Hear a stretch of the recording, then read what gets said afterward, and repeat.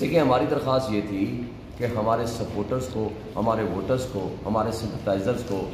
یہ لوگ اللیگلی ہراس کر رہے ہیں، نہ صرف ہراسمنٹ کر رہے ہیں بلکہ کچھ لوگوں کو ڈیٹین کر لیتے ہیں، اللیگل کنفائنمنٹ میں رکھتے ہیں اور ان کو ایک ہی شرط بتاتے ہیں کہ آپ یہ سادے کاغذ پہ رسم کر دو یا سم ٹائم ہمارے جو اپوننٹ کینڈیڈیٹس ہیں ان کی سفارش لے آؤ تو ہم آپ کو چھوڑ دیں گے۔ جب مثلا میرے والے کیس میں تھانہ بنی گالا کے ایس ایچ او جو کہ اب ٹرانسفر ہو گیا ہے، اس نے ایک بندے کو 3 گھنٹے ہراسمنٹ میں رکھا کہ جی آپ یہ لکھ کے دو کہ آپ شعیب شاہین کا ساتھ دے دو۔ پھر لوگوں کو فون کیے کہ جناب آپ اگر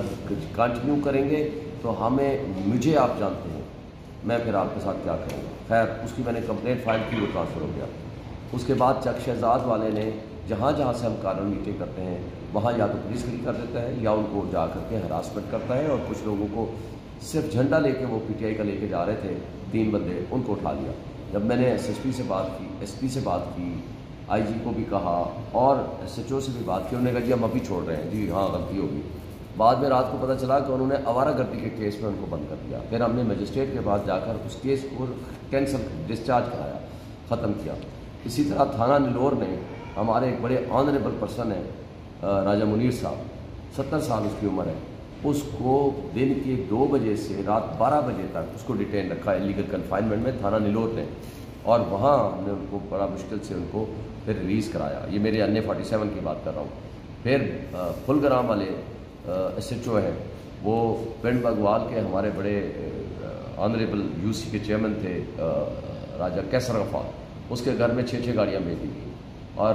الیاس مہربان ہمارے دونوں حلقوں پہ ہمارے بڑے کمپیٹنٹ آدمی ہیں، ہمارے الیکشن بھی لڑے ہوئے ہیں، پی ٹی آئی کا بڑے سینئر آدمی ہیں،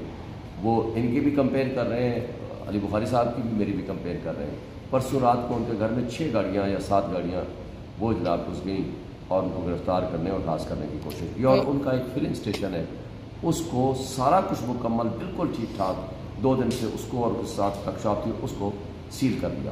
اسی طرح باقی تھانہ پھلگرا نے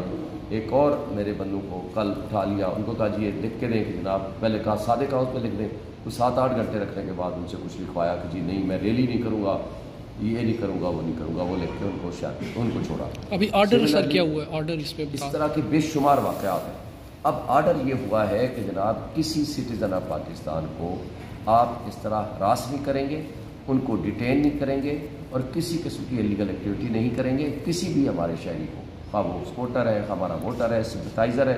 لیکن یہ سارا کچھ جو کچھ ہو رہا ہے یہ سب کچھ ہمیں دیکھیں، میں نے آج کورٹ کو بھی ریکویسٹ کی، بتایا